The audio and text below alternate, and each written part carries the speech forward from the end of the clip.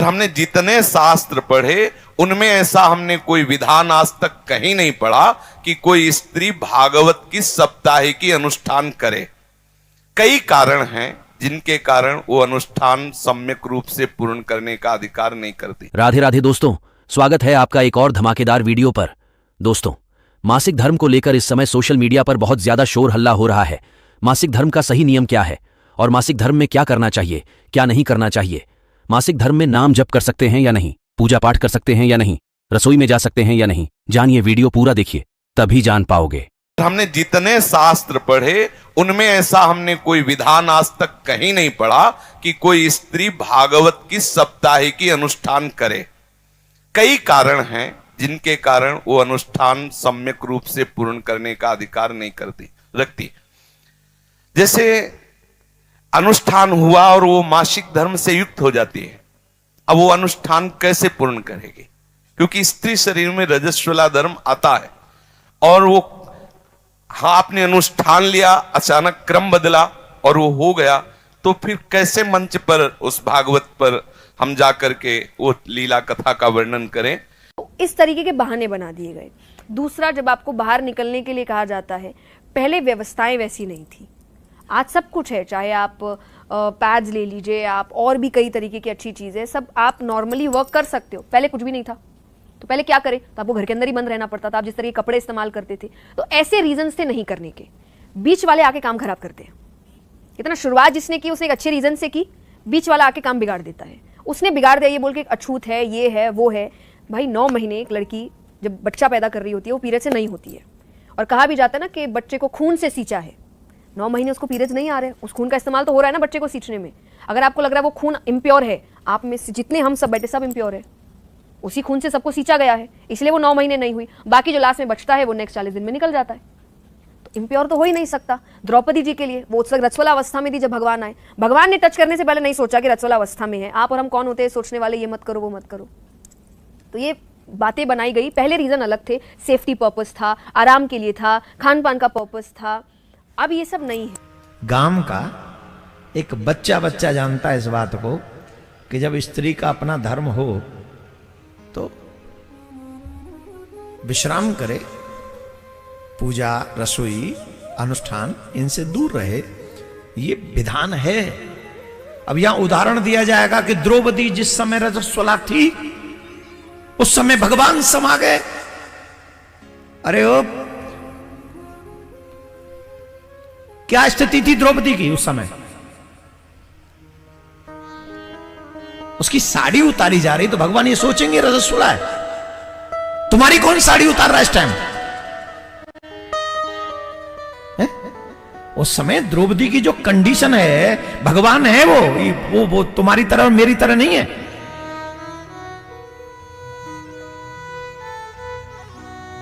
द्रौपदी की रजस्वला स्थिति है, लेकिन विपत्ति उस समय है तो भगवान वहां पहुंच गए।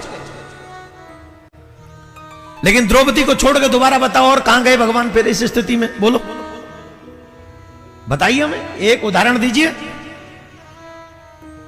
एक तो भक्त पे विपत्ति आ गई इसलिए भगवान दौड़े। दूसरा उदाहरण, उसी रक्त से मनुष्य का जन्म होता है, निर्माण होता है।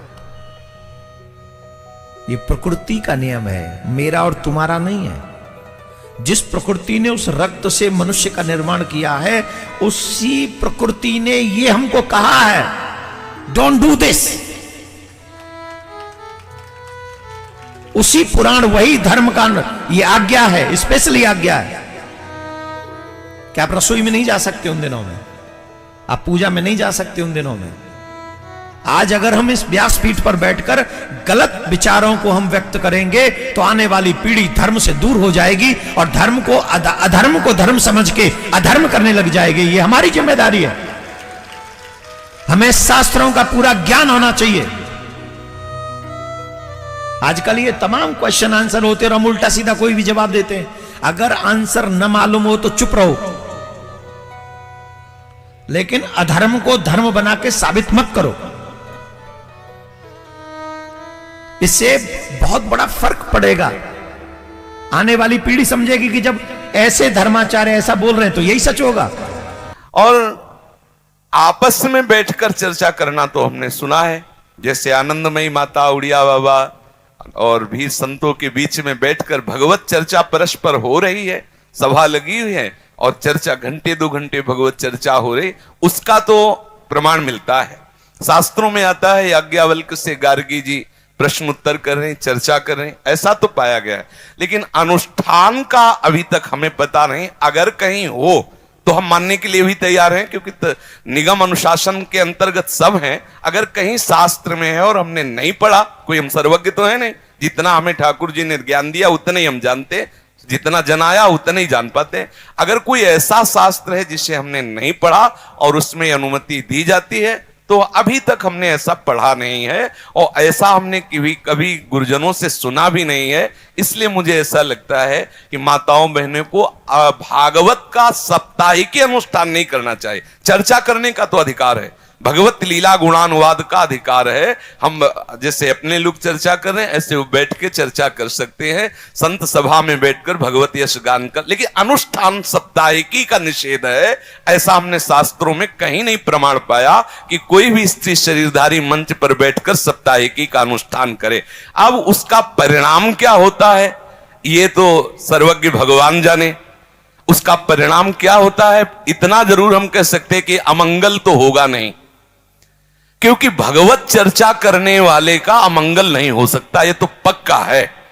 ये बात जरूर है कि वो अनुष्ठान मंच का विधान नहीं हमने पढ़ा है, लेकिन ये जरूर है कि कैसे भी किसी भी तरह से भगवत यश श्रवण या कथन किया जाए उसका अमंगल नहीं हो सकता, ये हम बता रहे हैं। परिणाम क्या होगा ये ठाकुर जी जाने, क्योंकि वो परिणाम का ठीक निर्णय वही धर्म का कर सकते हैं। अपने भावना से इतना जानते कि मंगल भवन का यश गाने वाले का कभी अमंगल नहीं हो सकता है। हाँ, ये नहीं करना चाहिए ऐसा शास्त्र में प्रमाण है कि इन कई कारण हैं ऐसे जिससे वो अनुष्ठान नहीं किया जा सकता। अगर कोई ऐसा हमें प्रमाण दिखा दे तो हमें उसमें कोई परेशानी नहीं। आपने प्रश्न किया, इसलिए शास्त्रीय विधान ऐसा है कि स्त्री साप्ताहिकी भागवत का अनुष्ठान नहीं कर सकती। तात्पर्य मासिक धर्म में, शौच में नहीं। अगर आप लेटरिन गए हैं तो आपको पवित्र होना है, उस समय नाम जप करो राधा वल्लभ श्री हरिवंश। कपड़े पवित्र, शरीर पवित्र, तब। अब जैसे मासिक धर्म में माताएं बहनें कई दिन का होता है तो पवित्र कपड़े आदि पहने हुए हैं, अंदर ही अंदर जप सकती, बाहर कोई माला से या ठाकुर सेवा आदि के लिए 3 दिन तो निषेध ही रहता है। तो अगर आपका तात्पर्य मासिक धर्म से है तो कर सकती हैं, अगर आपका तात्पर्य लेटरिन आदि की अपवित्रता से है तो नहीं कर सकते। उस समय नाम जप करो, 15-20 मिनट नाम जप करते हुए अपना जो दिनचर्या में शौच आदि की पवित्रता है उतने ही वस्त्र पहनो जितने धो सकते हो। बाथरूम में तो ऐसी व्यवस्थाएं होती है कि पर्सनल होता है, आप बंद करके वैसे फिर पवित्र होके फिर वस्त्र धारण करो, बाहर आ जाओ। नहीं, जब आपका मासिक धर्म आए उस समय भी आप भगवान को स्पर्श नहीं करना, पर भगवान का नाम तो जपते ही रहना है। नाम निरंतर भाव से जपते रहना, मानसिक पूजा भी कर सकते हैं, इनमें दोष नहीं है। मासिक धर्म का कोई नियम बचा नहीं है। आज के जमाने में मासिक धर्म का आजकल कोई नियम नहीं रखता, लेकिन रखना चाहिए क्योंकि ब्रह्म हत्या का पाप है। अब आप हमें ही ये बताओ कि तुलसी तो एक पौधा है ना, तुलसी तो मात्र एक पौधा है, लेकिन अगर उस पर भी छांव पड़ जाए तो उसकी पत्तियां भी मुरझा जाती हैं। तो आप विचार करो कि ब्रह्म हत्या का पाप एक पौधे पर इतना प्रभावकारी है, तो फिर मनुष्य की बुद्धि को विकृत क्यों नहीं कर सकता। जनेऊधारी जो है उनका तो स्पर्श उस समय में स्त्री का करना ही नहीं चाहिए, और यहाँ तक कि स्त्री को किसी भी चीज का स्पर्श नहीं करना चाहिए। वो 5 दिन की अवस्था जो है उसमें सारा घर का दायित्व जो है वो पुरुष के ऊपर होता है, उसमें स्त्री कोई सहभागी नहीं होती है। क्यों नहीं होती है? क्योंकि वो अशुद्ध अवस्था में होती है। कोई अगर अकेली हो तो वो मजबूरी में सब जगह छूती है, लेकिन कोई तो महाराज मंजूरी में ही छूती है।